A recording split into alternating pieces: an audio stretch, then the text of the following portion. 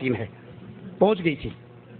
وہ طارق جمیل صاحب بیان کرتے ہیں ایک سیدزادی کا قصہ، کہتے ہیں ایک سیدزادی تھی، خامن مر گیا، وہ بیچاری رلتی پلتی فاقے ہو گئے، تو ایک دن ہجرت کر کے خراسان چلی گئی۔ والی خراسان کے پاس جا کر کہنے لگی سیدزادی ہوں، اولاد رسول ہوں، بھوکی ہوں، بچوں کی رہائش۔ کہنے لگا یہاں ہر دوسرا آدمی کہتا میں آل رسول ہوں۔ وہ پریشان ہوئی، کسی نے کہا وہ جو پارسی ہے نا آتش پرست بڑا سخی ہے، اس کے پاس چلی جا۔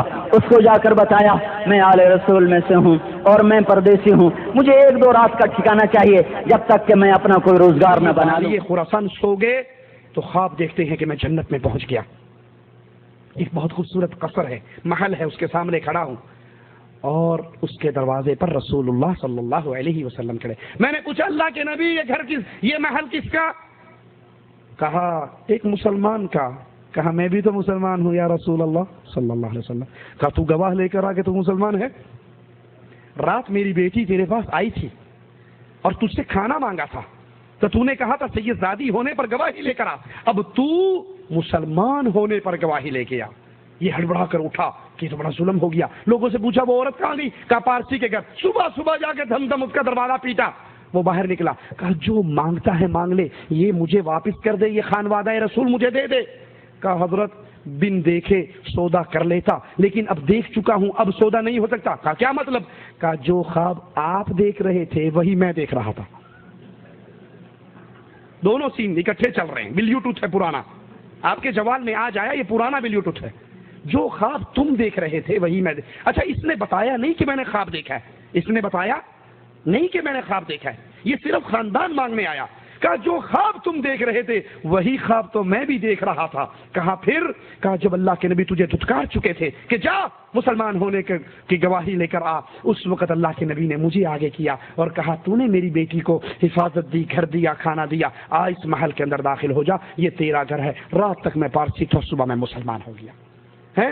تو خان صاحب پچھلا سین بیان کر رہے ہیں کہ ماں جہنم میں لے کر جائی جا رہی، اور شیخ صاحب اگلا سین بیان کر رہے ہیں کہ وہ جہنم میں جل رہی تھی، تو انہوں نے دل ہی دل کے اندر وہ ایک نصاب 70,000 کا پڑا ہوا اس کی ماں کو بلٹی کر دیا، تو فوراً ٹھٹھا مار کے ہنس پڑے۔ کہا چچا میری ماں کو دوزخ کے عذاب سے ہٹا دیا گیا ہے، وہ جنت کی طرف جا رہی ہے۔ یہی عقیدہ علم غیب کا کہ ہمارے پیروں کو، ہمارے بزرگوں کو، ہمارے بڑوں کو اس دنیا میں رہتے ہوئے ساری باتوں کا علم ہو جاتا ہے۔ جنت جہنم ان کے سامنے، کائنات کو اپنے ناخن کے اس انگوٹھے میں دیکھتے ہیں، ہر چیز کا انہیں علم ہے، جو ہونا ہے اس کا بھی علم ہے، جو ہو چکا ہے اس کا بھی علم ہے، جو ہونے والا ہے اس کا بھی علم ہے۔ اور رسول اللہ صلی اللہ علیہ وسلم کے پاس 70 قاری مانگ کے لے جانے والے لے جاتے ہیں، انہیں شہید کر دیا جاتا ہے، تو نبی کو یہ علم غیب کیوں نہ ہوا؟ لا حول ولا قوة الا باللہ۔ قرآن حکیم کی اس آیت پہ غور کیجئے، انک لا تسمع الموتى ولا تسمع الصم الدعاء اذا ولوا مدبرین۔ اے نبی کریم لا تسمع الموتى، آپ مردوں کو نہیں سنا سکتے، آپ بہروں کو بھی نہیں سنا سکتے جب وہ پیٹھ پھیر کر واپس چلے جائیں۔ یہ قرآن کا فیصلہ ہے، اپنے نبی سے اعلان کروایا ہے۔ لیکن ملفوظات احمد رضا خان بریلوی صفحہ نمبر 89 صفحہ پر بیان فرماتے ہیں، کوئی سوال کرتا ہے مرید کو بعد وفات شیخ قبر پر کس طرح ادب کرنا چاہیے؟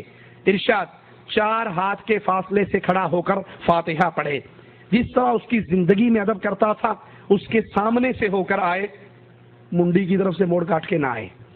کیوں؟ کیا فائدہ ہوگا؟ کہا جب سامنے سے آئے گا مردے کو دیکھنے میں آسانی رہے گی کون آ رہی ہے، اور اگر پیچھے سے آئے گا اس کو مڑ کر دیکھنا پڑے گا اور تکلیف ہو گئی۔ ابے مٹی سے کھائی ہوئی گردن مڑے گا ٹوٹ بھی جائے گی، اس لیے مہربانی کرو جب جاؤ سامنے سے آیا کرو۔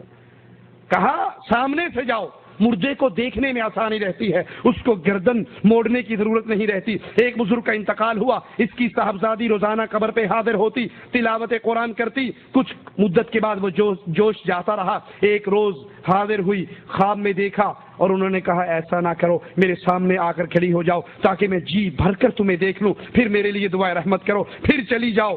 ایک بی بی نے مرنے کے بعد اپنے بیٹے کو خواب میں آ کر کہا میرا کفن ایسا خراب ہے کہ مجھے اپنے ساتھیوں سے شرم آتی ہے، پرسوں فلاں آدمی آ رہا ہے۔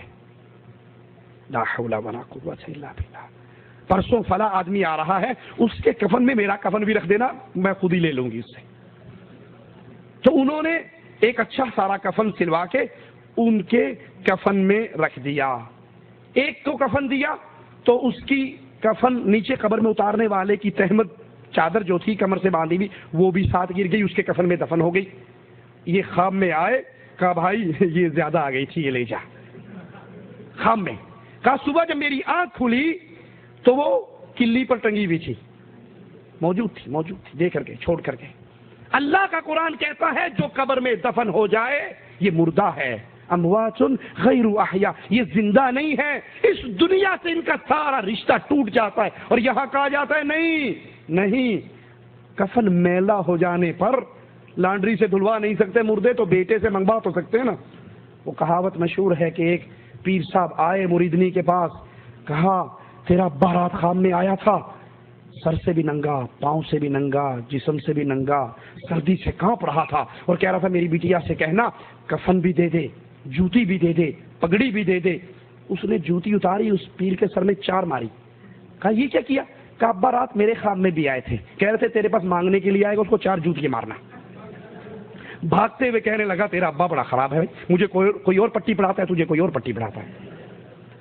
कुरान की आयत तो टोक इन्नका ला तुस्मिउल मौता, आप मुर्दों को नहीं सुना सकते, ये मुर्दा है, ये जिंदा नहीं है, इन्हें शऊर नहीं है क़यामत कब कायम होनी है, उठाया कब जाना है। इस दुनिया से इनके रिश्ते टूट चुके हैं। और यहाँ उलमाए बरेली मैला कफन चेंज करवा के नया पहना रहे हैं, उनसे बातें भी कर रहे हैं। अब यही अकीदा जो इन हजरतों का था, वही अकीदा शेखुल हदीस ज़िक्रिया साहब बयान फरमाते हैं कि एक बुजुर्ग जो मेरे वालिद के दोस्त और खुदाम में से थे, बड़े साहिब कश्फ थे, कश्फ कुबूर में बहुत बड़े हुए थे। वालिद के इंतकाल के दूसरे दिन उनकी कब्र पे हाजिर हुए तो वालिद ने कहा, उनसे 3 बातें कही। पहली बात, वालिद साहब के मुखालिफिन बहुत ज्यादा थे, तो कहा मौलवी ज़िक्रिया से कह दो इसकी फिक्र ना करो, ये तेरा कुछ नहीं बिगाड़ सकते, अपना ही नुकसान करेंगे। वालिद साहब पे कर्जा बहुत था, मांगने वाले बहुत थे, कहा फिक्र ना करो मैं इसको अदा कर चुका हूँ।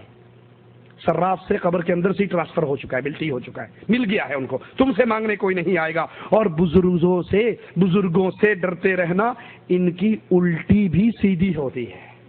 ये उल्टी भी बोले ना, तुम्हें उल्टी लगेगी, हकीकत में सीधी। वो गंज शक्कर हमारे पाकिस्तान के, उनके पास से एक ऊंटों का काफिला गुजरा जो गुड़ों से भरी हुई बोरियां थी, गंज शक्कर उसका नाम यहीं से पड़ा, बाबा गुलाम फरीद गंज शक्कर। तो पूछते हैं ऊंट वाले से ये क्या ले जा रहा है? उसने कहा मौलवी ये कहीं मांग ना ले। उसने कहा पत्थर ले जा रहा हूँ। कहा अच्छा पत्थर ही होंगे। अब घर गया, उतारने के लिए जब गोदाम में रखा, जिस बोरी को चेक करे पत्थरों की भरी हुई था गुड़। बड़ा परेशान हुआ कि वो पीर की उल्टी की भी सीधी पड़ गई। वापिस आया, रोया पीटा, कहा हजरत मारा गया। कहा क्या हुआ? कहा वो मैंने झूठ बोला था, उसमें गुड़ था, मैंने आपसे कहा पत्थर होंगे, पत्थर हैं, तो आपने कहा पत्थर ही होंगे, तो सारा गुड़ ही पत्थर बन गया। कहा उसमें गुड़ था?